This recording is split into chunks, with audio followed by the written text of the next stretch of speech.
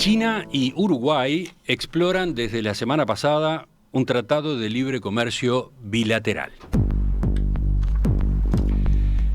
El martes 7 se confirmó que Pekín había aceptado por carta la propuesta presentada por el gobierno de Luis Lacalle Pou y se iniciaba el estudio de prefactibilidad que se espera esté pronto para fines de este año. Esta es la primera de una serie de negociaciones que nuestro país emprende en solitario en busca de acuerdos comerciales, sin la compañía de sus socios en el Mercosur y sin la autorización formal de los otros miembros del bloque.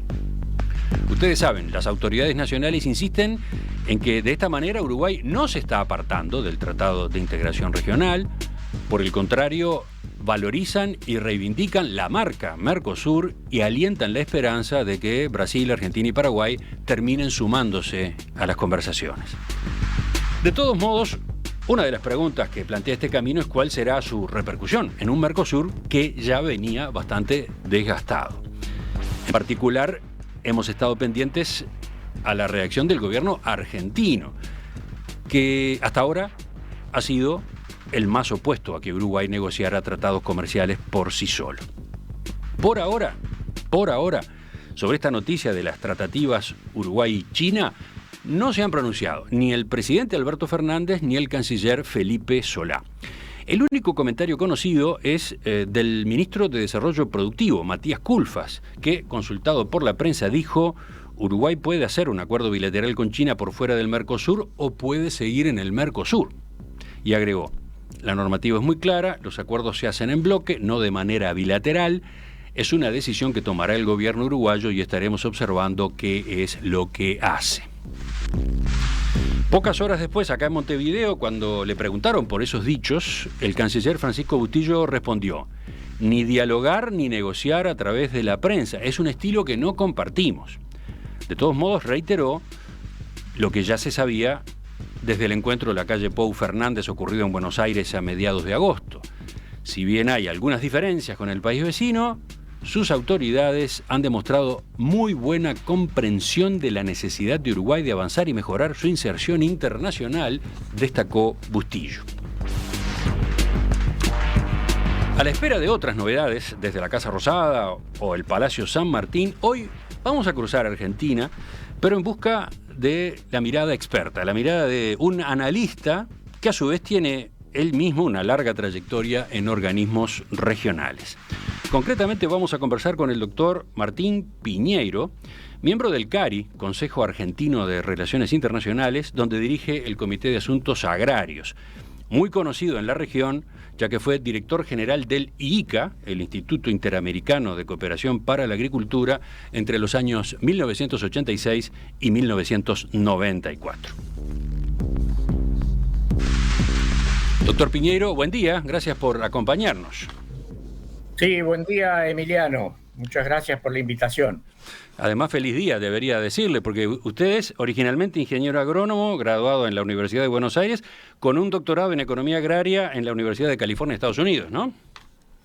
Sí, así es. Pero yo pretendo ser más un economista que un agrónomo, pero bueno. Además es productor agropecuario. Sí, además, correcto. Bueno, y últimamente muy concentrado en análisis internacionales. Por ejemplo, integración económica es una materia que le interesa de forma especial. Sí, los temas incluso de integración regional y de proyección de la región al mundo, cómo nos vinculamos con el resto del mundo, las cuestiones que tienen que ver con la geopolítica. Tema sumamente importante, bueno, y en particular la geopolítica de los alimentos, un tema particularmente importante para nosotros en el Mercosur. Bueno, desde ese posicionamiento es que tengo unas cuantas preguntas para hacerle, pero vamos por la más directa, arranquemos por allí. ¿Cómo recibió usted la noticia de que Uruguay y China inician el estudio de prefactibilidad en busca de un TLC? Sí, primero que nada, Emiliano, déjeme hacer un pequeño comentario como personal, digamos. Yo soy argentino, vivo en la Argentina, etcétera, etcétera, pero la mitad de mi vida estuve afuera, como usted mencionó, he estado en organismos internacionales y mis temas han sido siempre más como una perspectiva internacional.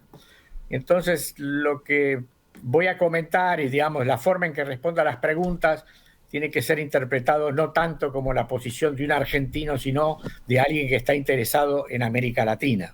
Está buena esa puntualización. Yo le podría agregar un detalle más que debe estar en la cabeza de algunos oyentes. ¿Y políticamente qué es el doctor Piñeiro? Bueno, yo soy independiente, pero si me tengo que definir, soy un socialdemócrata. En la Argentina, ser socialdemócrata quiere decir que a veces ha habido que hacer ciertos vaivenes así en la forma que uno se expresa o a lo mejor digo vota. Entiendo, sí. Pero claro, ser productor agropecuario también incide un poco, ¿no? Bien, entonces bueno, con esos condimentos, con esas distintas pinceladas, nos aproximamos bastante a su perfil, a su posicionamiento. Vayamos entonces a la respuesta a la pregunta que yo le hacía. Sí. Bueno, 2 o 3 comentarios. Primero, no fue una en la primera manifestación de Uruguay, cuando en abril hicieron un planteo escrito, digamos, para bajar el arancel externo común y pidiendo una flexibilidad para negociar en forma independiente, fue un poco una sorpresa, pero no demasiado fuerte, porque Uruguay había estado manifestando esto desde hace bastante tiempo. Más aún, si uno mira la economía de Uruguay y la forma que Uruguay se está insertando en el mundo, uno entiende fácilmente que esto es una necesidad muy grande para Uruguay, más que para Argentina o para Brasil, que tienen economías más complejas, muy especializadas, pero no tanto como Uruguay, etcétera, etcétera. Lo de China me parece que sí fue un poquito más una sorpresa, porque no se esperaba que avanzara, que dieran otro paso más, y sobre todo con China, que no es cualquier país, digamos, ¿no?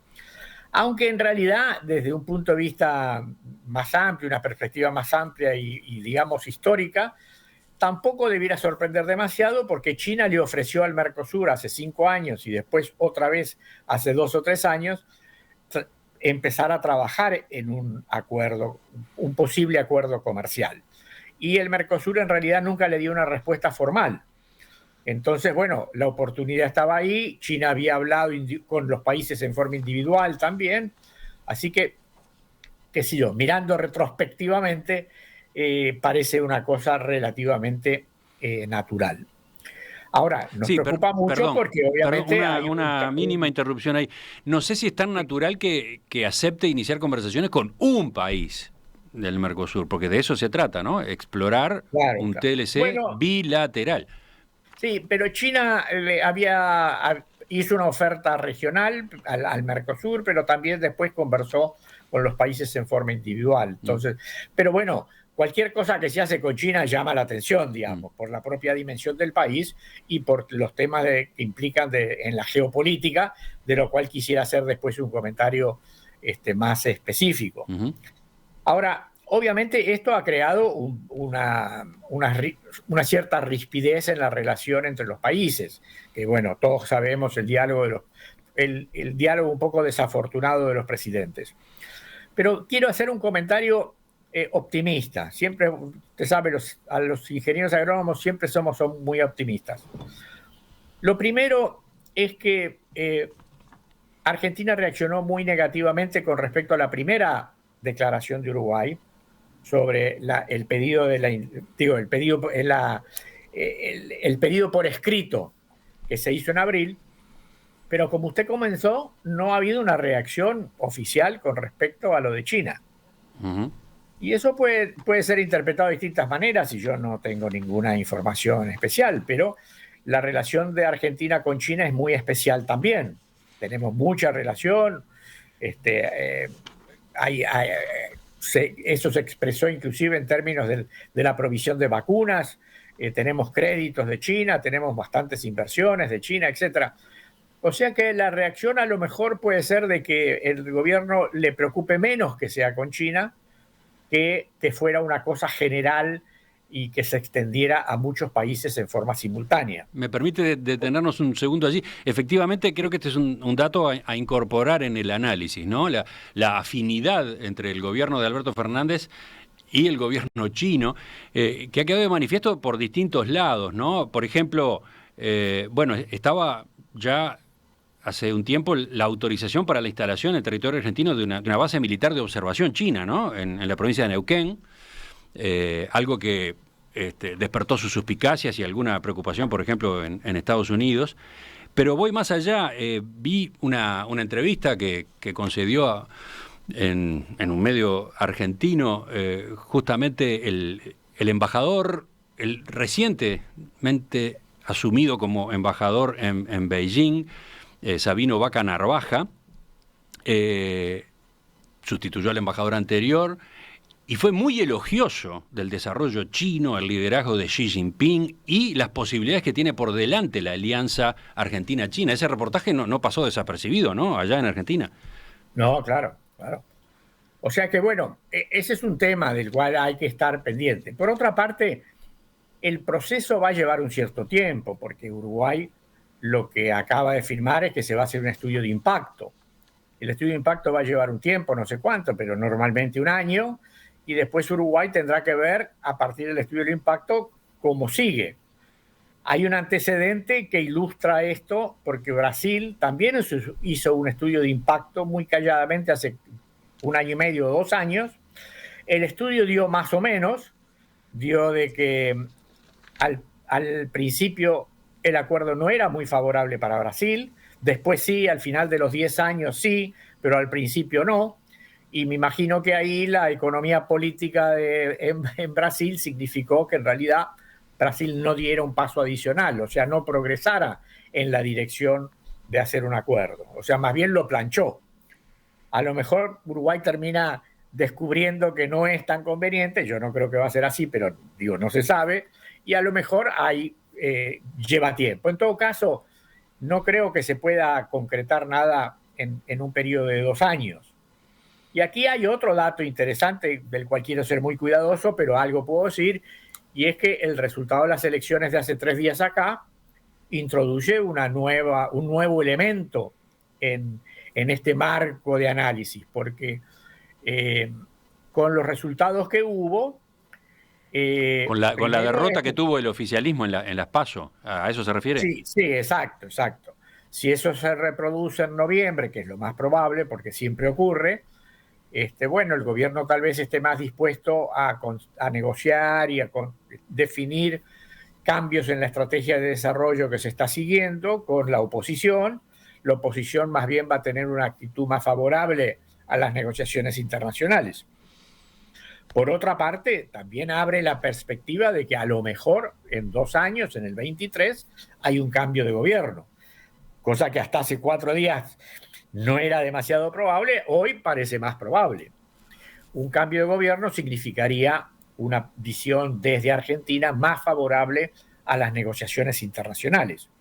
Yo creo que ahí Argentina va a tener la posición, a mi juicio personal, correcta, es decir, seguir resistiendo la posibilidad de que Uruguay negocie individualmente, y enseguida voy a decir por qué, pero sí con más disposición de definir un programa agresivo del Mercosur con respecto a las negociaciones internacionales y seguir la línea que se había seguido de negociar con la Unión Europea, con el EFTA, y ahora hay una larga lista de países que están identificados, la India, Corea, Singapur, etcétera, sobre los cuales se podía ir progresando. Que a mí me parece que es la solución estructural, por decirlo de alguna manera, porque si Mercosur como Mercosur define un programa agresivo de negociaciones comerciales, bueno, los problemas de Uruguay están resueltos, porque eso es lo que Uruguay quiere hacer, vamos juntos, Uruguay no necesita hacerlo en forma individual. Está bien. Sí, recordemos, por ejemplo, lo que señaló el propio ministro Bustillo en esta exposición que hizo el viernes pasado en un evento en la Expo Prado 2021. Él recordó, hace 11 años que el Mercosur firmó el último acuerdo con un tercer país, fue con Egipto concretamente. 11 años sin nuevos acuerdos. Mientras tanto, en ese periodo en el mundo se han suscrito 172 acuerdos comerciales que involucran a muchos países y muchos bloques, ¿no? Ese es el atraso que tiene el Mercosur y es el atraso que le preocupa a este gobierno, pero también le preocupaba a los anteriores en nuestro país. Sí, correcto. Bueno, Emiliano, para ser justos, ¿no? hace 2 años se firmó tentativamente con la Unión Europea y con el EFTA. Bueno, se firmó. Con 2 grandes acuerdos. ¿Cómo llamarlo? Se prefirmó. No se han implementado en parte porque ahora la Unión Europea está teniendo problemas, no solo nosotros, no solo el Mercosur, es más bien un problema de Europa, diría. O sea que bueno, hubo movimientos, pero totalmente de acuerdo conceptualmente con lo que dijo el ministro, de decir, el Mercosur ha tenido una enorme pasividad en términos de inserción comercial, y eso en este momento en que el mundo está revuelto y que se están firmando muchos otros acuerdos de integración regional, es una posición de debilidad, no hay ninguna duda. No hay ninguna duda. ¿Y usted ve, o usted cree ver factible que en los próximos años, sobre todo si se produce un cambio de gobierno en Argentina, esto se corrija como actitud Mercosur, dice usted? Bueno, yo pienso que sí, porque obviamente ha habido un cambio en la actitud también de los otros países, que tiene que ver con los cambios en la estructura productiva. Es decir, Brasil también ha cambiado. Brasil, de tener una política muy de sustitución de importaciones de origen industrial, como todavía tiene la Argentina, se ha movido a darle una mayor preeminencia a las exportaciones agroindustriales. Y ha habido un cambio también en la economía política. Los sectores agroindustriales tienen más poder y más presencia en los órganos de gobierno de Brasil, digo, en el Senado, en el Congreso, etc. Entonces, Brasil también se quiere mover un poco en esa dirección. Todavía lo están discutiendo y hay distintas posiciones, etc. Pero Brasil se va hacia querer tener más apertura comercial. Uruguay definitivamente también, Brasil también. Entonces, Argentina, con este gobierno hay una actitud más negativa, pero un gobierno de otro color seguramente cambiaría, y entonces habría un marco más favorable a la posibilidad de ir juntos. Perdóneme, pero allí le introduzco otro dato. Pensando en el escenario de un par de años en adelante, en el que dice usted podría producirse un cambio de gobierno en Argentina, también podría haber ocurrido un cambio de gobierno en Brasil. Hoy la administración Bolsonaro y sobre todo el Ministerio de Hacienda ha hecho un guiño a Uruguay para que Uruguay avanzara en este camino del intento de un acuerdo bilateral, por ejemplo, con China o con otros países. Ha habido una contemplación de Brasil, nada formal, nada escrito, pero ha habido un dejar hacer. Si se produce un cambio de signo, si Bolsonaro cae en las próximas elecciones y vuelve al gobierno, supongamos Lula o el PT o una coalición encabezada por el PT, ¿qué ocurre? ¿Qué vislumbra usted? No, digo, es difícil de saber, pero a mí me parece que los cambios estructurales que están ocurriendo en Brasil son bastante estructurales y por lo tanto permanentes, y que aún con un cambio del PT habría un menor entusiasmo tal vez y más cuidado, más cautela, pero que de todos modos también Brasil progresivamente se va a mover hacia una mayor apertura comercial para defender y potenciar su enorme capacidad productiva en el sector agroindustrial, que se ha convertido en el eje del crecimiento. Y eso cambia la política. Digo, los cambios estructurales en la economía terminan cambiando también las posturas y las necesidades en la política. Entiendo. Pero bueno, ahora, continúe, sí. Sí, el punto para introducir otros temas es decir que a pesar de esta lo que quiero decir con todo lo que dijimos anterior es como un poco decir, bueno, a mí me parece que es importante que todos los países del Mercosur actúen con mucha calma, incluyendo Uruguay, digamos, ¿no? Que empuje sus intereses, pero que trate de conservar las buenas relaciones con los otros países y que vaya tratando de mover sin crear demasiadas disrupciones. Ahí es que le propongo hacer una pausa. Ahí, tenemos que hacer una pausa y capaz que la colocamos en este momento, porque usted se adelantaba, usted miraba el escenario de un par de años, 3 años adelante, pero me gustaría que volviéramos al hoy, a cómo están planteadas las cosas hoy con esta jugada que ha hecho Uruguay y cómo se puede mover o no las estructuras del Mercosur. Ya retomamos la entrevista desde Buenos Aires con el doctor Martín Piñeiro. China y Uruguay exploran desde la semana pasada un tratado de libre comercio bilateral. Es la primera de una serie de negociaciones que nuestro país emprende en solitario en busca de acuerdos comerciales, sin la compañía de sus socios en el Mercosur y sin una autorización formal de los otros miembros del bloque. ¿Qué repercusiones puede tener este camino uruguayo en el futuro del Mercosur, que ya venía castigado? Hay otros valores en juego, además de lo comercial. De eso es que estamos conversando con el doctor Martín Piñeiro, que fue director general del IICA, el Instituto Interamericano de Cooperación para la Agricultura, entre 1986 y 1994, y hoy dirige el Comité Agrario del CARI, Consejo Argentino de Relaciones Internacionales. Doctor Piñeiro, volvamos al presente, volvamos a la situación actual, a la que ha quedado configurada con esta noticia que salió de acá, de Montevideo, la que comunicó el presidente de la calle Pou la semana pasada. Ahí quería volver usted después de haberse adelantado 2 o 3 años, ¿no? Sí. No, quería decir que con respecto a lo que está ocurriendo ahora, me parece muy importante que los 4 países y los 4 gobiernos actúen con mucha prudencia y mucha cautela, porque como decíamos antes, en el transcurso de los 2 años en el cual Uruguay va a estar haciendo el estudio de impacto y va a definir cuál es la política y va a comenzar a negociar, puede haber cambios políticos al interior del Mercosur que termine haciendo más posible una actuación conjunta en términos de avanzar en acuerdos comerciales. Y enfatizo mucho esto porque a mi juicio, si un país, Uruguay o cualquiera de los otros 3, avanzara en forma individual en acuerdos comerciales, o en TLC, ¿no? En acuerdos de libre comercio, con economías importantes como China, el Mercosur dejaría de existir. Ese es su pronóstico.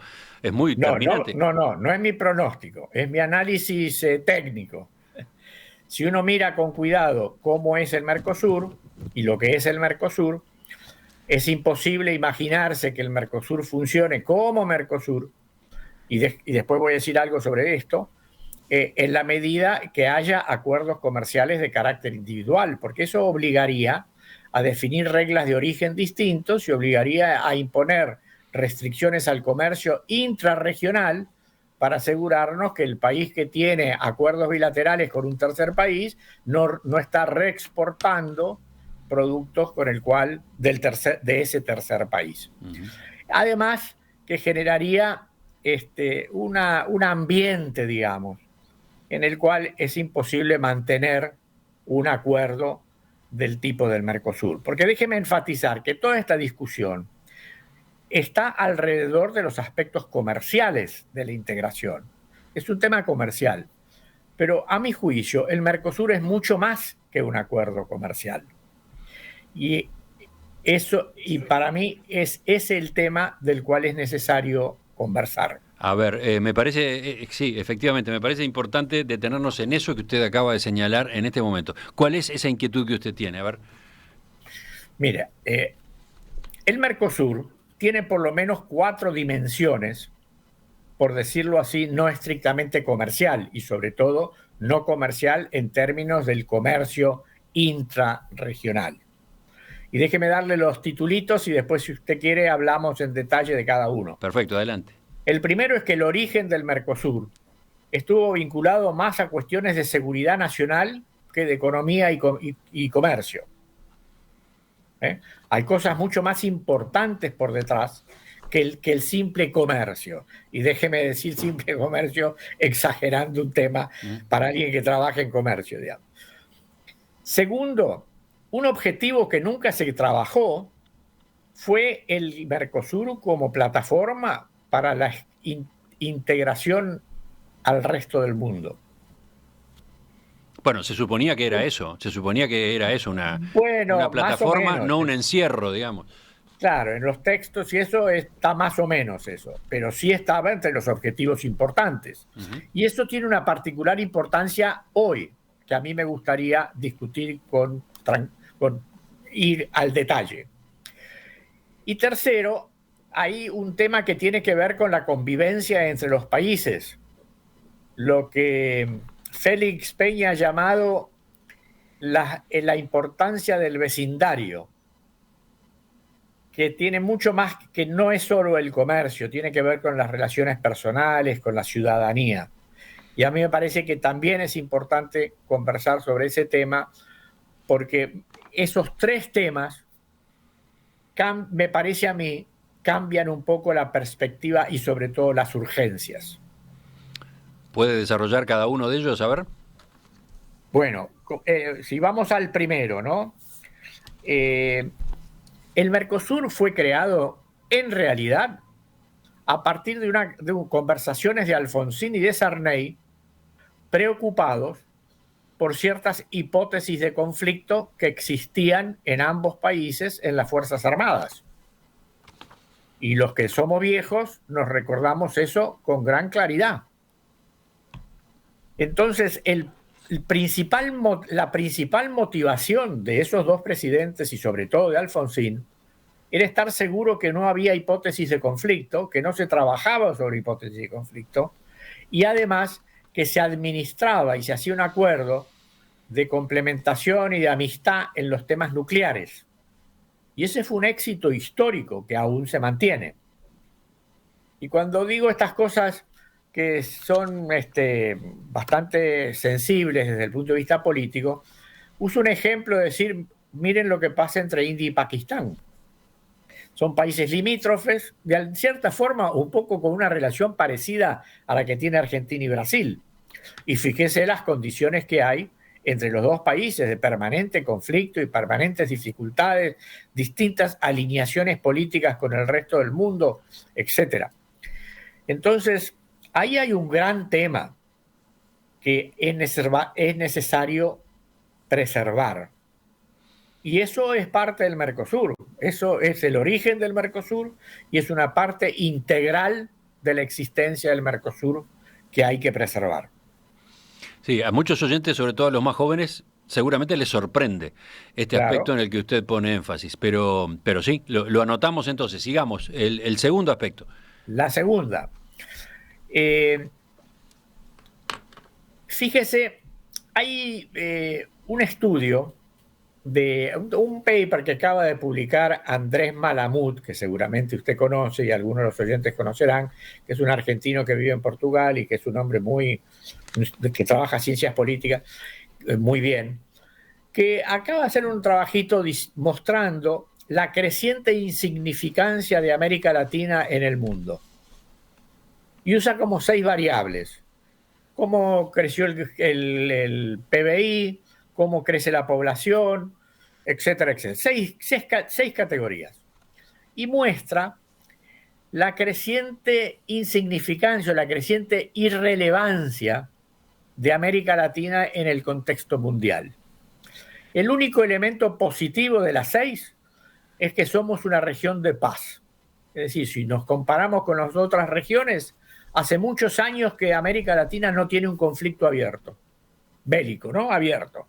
Ha habido algunas escaramuzas aquí y allá, pero no hay ningún conflicto abierto, cosa que no ocurre en el África, no ocurre en el Asia, no ocurre en ningún lado, ni siquiera hace muy poco en Europa, que es un gran valor.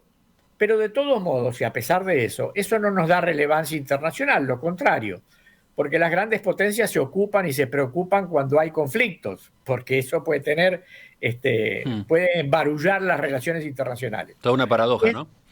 Doble paradoja. Entonces, la región tiene una creciente lo que, para no apropiarme de términos, lo que otro politólogo Toclatián argentino llama la falta de relevancia internacional de la región, y incluyendo también del Mercosur. Ahora, si uno quisiera tener relevancia, ¿cuáles son las posibilidades de la región y particular de América Latina, pero en particular del Mercosur, de ganar una cierta relevancia internacional? Tiene 2 elementos. Uno, es el gran proveedor de alimentos. el Mercosur provee entre el 35 y 40% de las importaciones netas, no de las importaciones, no de lo que se comercia, pero sí de las importaciones netas. Por lo tanto, tiene un papel principalísimo, que está ahora jerarquizado en forma reciente por la conferencia de Naciones Unidas, que se hizo un pre-summit, una preconferencia hace 2 semanas, y que se hace la conferencia final en septiembre, sobre sistemas alimentarios.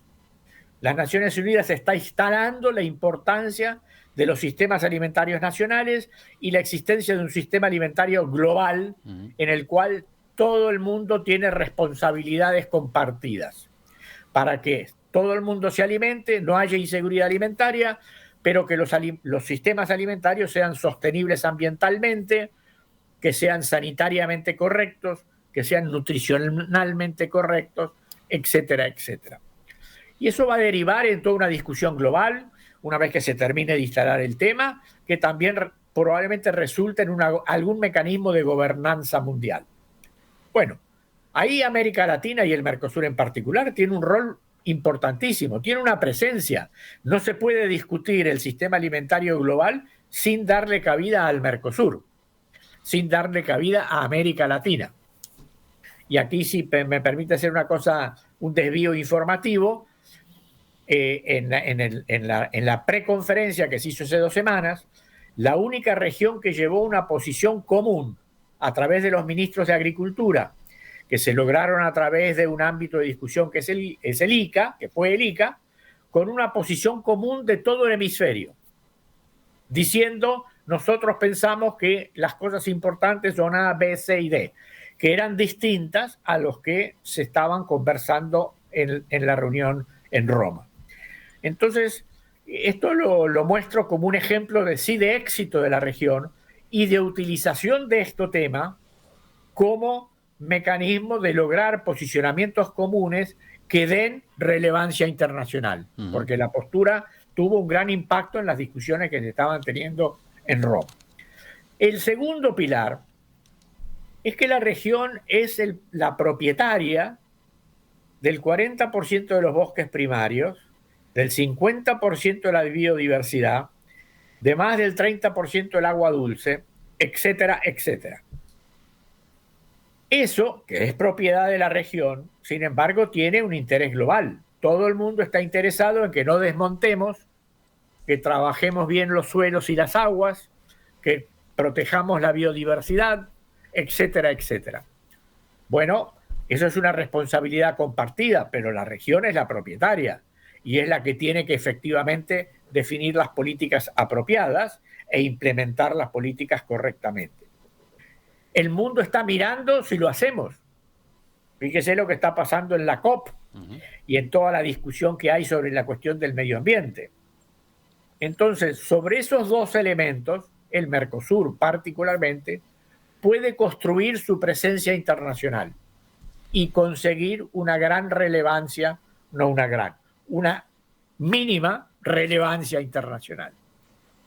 Bueno, eso solo se logra si el Mercosur existe como una institución dinámica, participativa y de presencia internacional.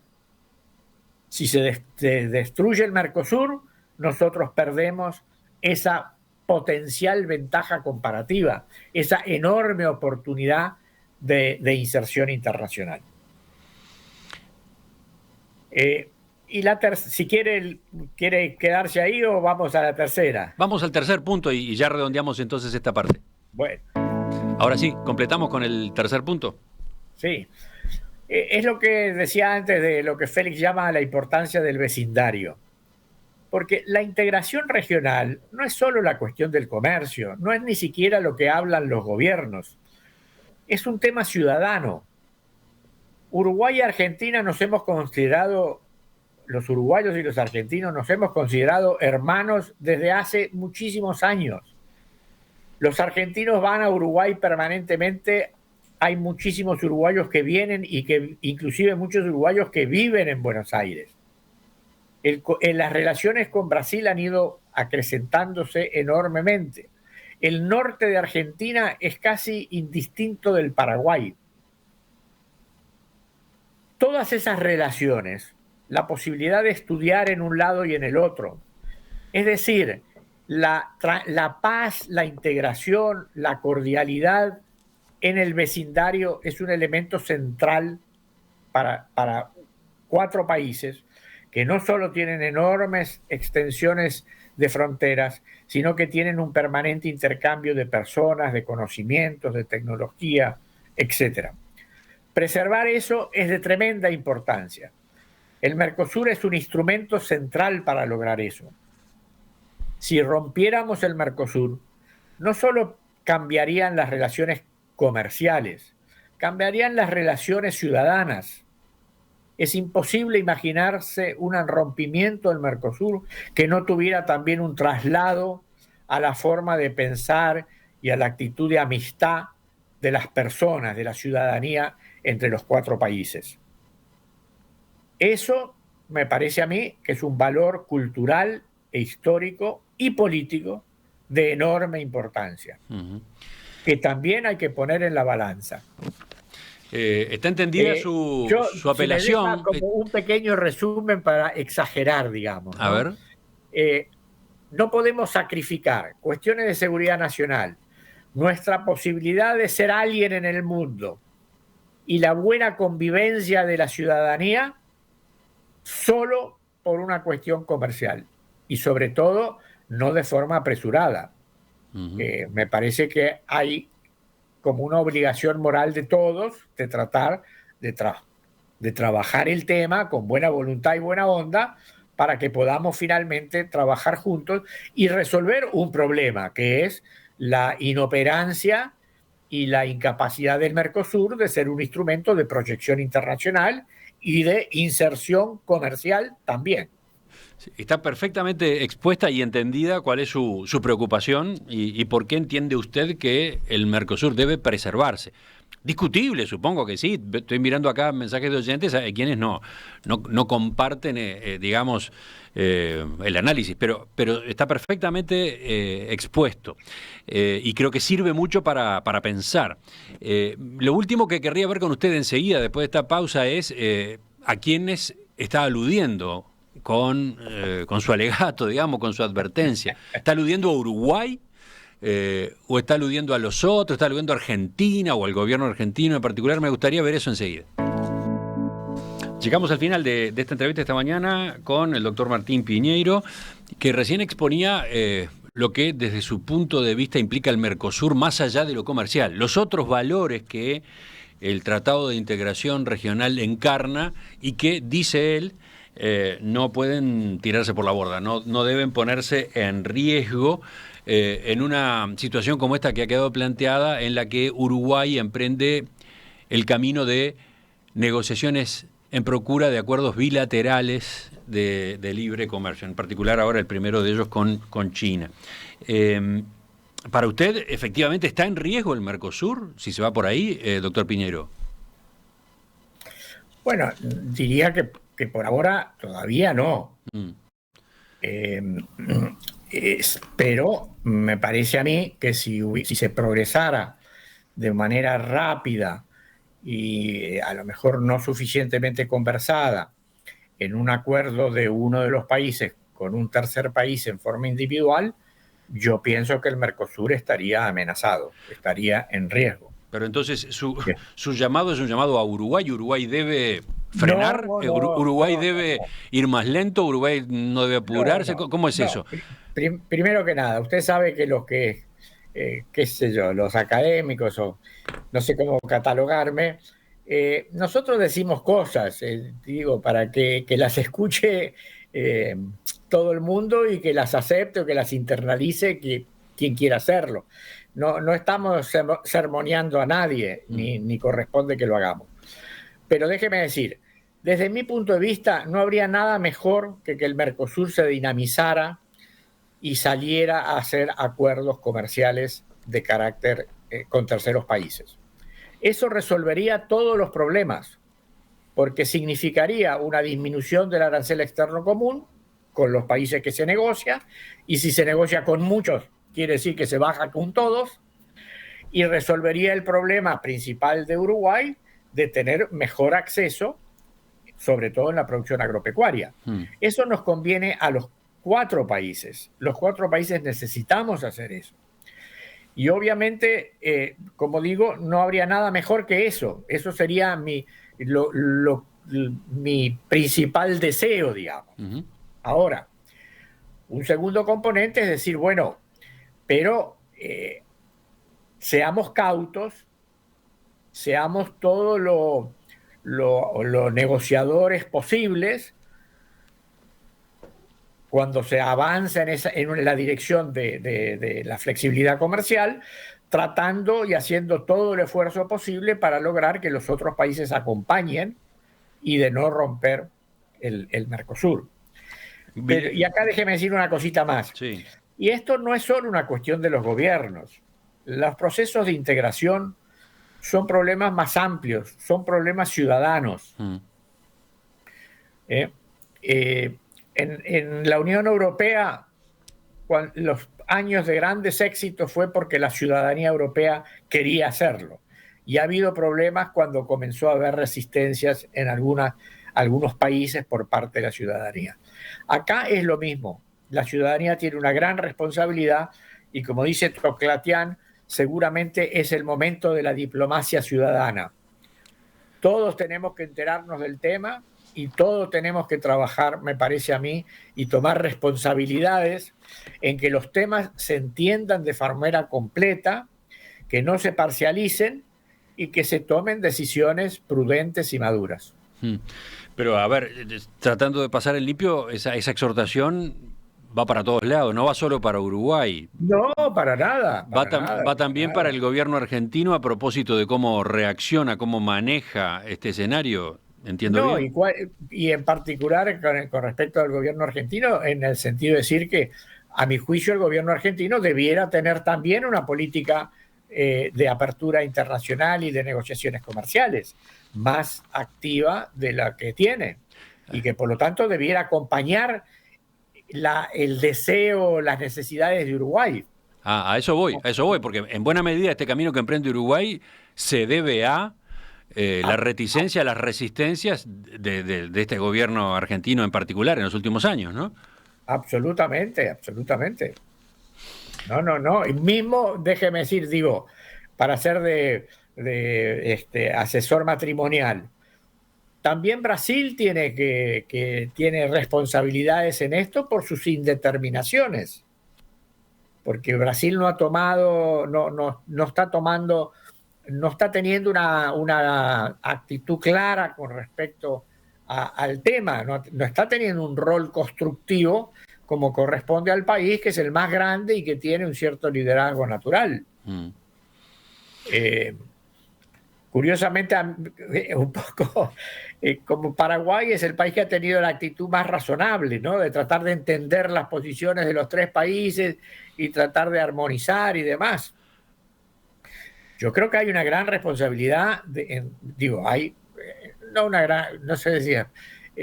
no responsabilidad de culpa, pero sí responsabilidad de tomar este tema como un tema importante y de tratar de llevar adelante una posición que permita que el Mercosur continúe como Mercosur y que tenga una política más activa desde el punto de vista no solo del comercio internacional, del comercio, sino de la inserción de la región y de ser un jugador importante en la geopolítica.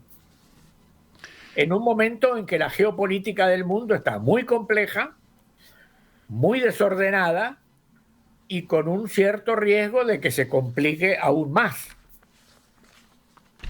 Entiendo. Pero y entonces, a ver, en términos prácticos y ya en el final, visto desde lo que están preguntando varios oyentes, ¿qué es lo que implica tomar las precauciones que usted recién estaba exponiendo? Que vamos a tener, los uruguayos, por ejemplo, Uruguay va a tener que esperar, va a tener que tomarse con calma esto. Bueno, yo no puedo entrar en esos detalles, pero digo, hay una recomendación obvia y es que los 4 países tienen que sentarse y conversar mucho, darle mucha atención por parte de las cancillerías y además sentarse con mucha calma y con mucha madurez en las discusiones. Uh-huh. Dice el canciller Bustillo, no si hubiéramos culpas. pretendido romper el Mercosur, habríamos incursionado por otros caminos. Lo que hemos planteado fue modernizar y sincerar el bloque. Es correcto, es correcto. Yo estoy de acuerdo con eso. Tal vez, bueno, ahora sí poniéndome la camiseta argentina, de decir, pedirle al Uruguay que actúe y que trabaje con la mayor calma, también tratando de entender las dificultades políticas de la Argentina, que también las tiene, y muchas. Hay oyentes que recuerdan el corte de los puentes que Uruguay sufrió cuando se puso en marcha la primera planta de celulosa a partir de decisiones que venían del lado argentino, ¿no? El 95% de los argentinos hemos pedido perdón por eso muchas veces. Y estamos dispuestos a hacerlo otra vez. No, claro, porque ahí sí que estuvo en jaque el Mercosur, ¿no? Absolutamente, absolutamente. Absolutamente. Doctor Martín Piñeiro, creo que queda bastante para la discusión y para la reflexión a partir de lo que usted ha comentado esta mañana en esta entrevista. Ojalá sirva. Vamos a ir incorporando, por supuesto, otros puntos de vista. En cualquier momento quizás volvemos a charlar, ¿le parece bien? Sí, cómo no, cómo no. Nos mantenemos en contacto. Bueno, y muchísimas gracias a usted y a la audiencia. Mire, tengo acá un mensaje de un oyente que le mandaba saludos desde Dolores, departamento de Soriano, y le pedía que explicara lo que es GPS y la incidencia que tiene en Uruguay. ¿Qué es esto? A ver. GPS es una red de instituciones privadas y de técnicos que trabajamos conjuntamente para justamente tratar de contribuir a la integración de los 4 países del Mercosur en el sector agroindustrial. Ajá, o sea, trabajamos en el sector agroindustrial. En Uruguay hay un grupo muy importante que está sentado en el Curi, que es como el capítulo nacional de GPS. Hay un capítulo nacional con las entidades y personas que trabajamos en Argentina, en Uruguay, uno en Brasil alrededor de la BAG y otro en Paraguay alrededor de la Unión de Productores de Unión de Productores de Agricultura, digamos. Se me confunde ahora un poco el nombre. Y hacemos publicaciones y hacemos muchas reuniones tratando de motivar esto de la diplomacia ciudadana, digamos, en el sector agroindustrial. Y sobre todo de producir contenidos que ayuden a pensar los temas de la integración regional. Pondremos en nuestro sitio web, más tarde, junto con la grabación en audio y video de esta entrevista, pondremos además una serie de links para que el oyente pueda acceder a esos otros enfoques. ¿Le parece bien? Sí, perfecto, maravilloso. Volvemos a charlar entonces. Muy amable y hasta la próxima. Muchísimas gracias y hasta la próxima. Ya continuamos. Viene la tertulia de este miércoles.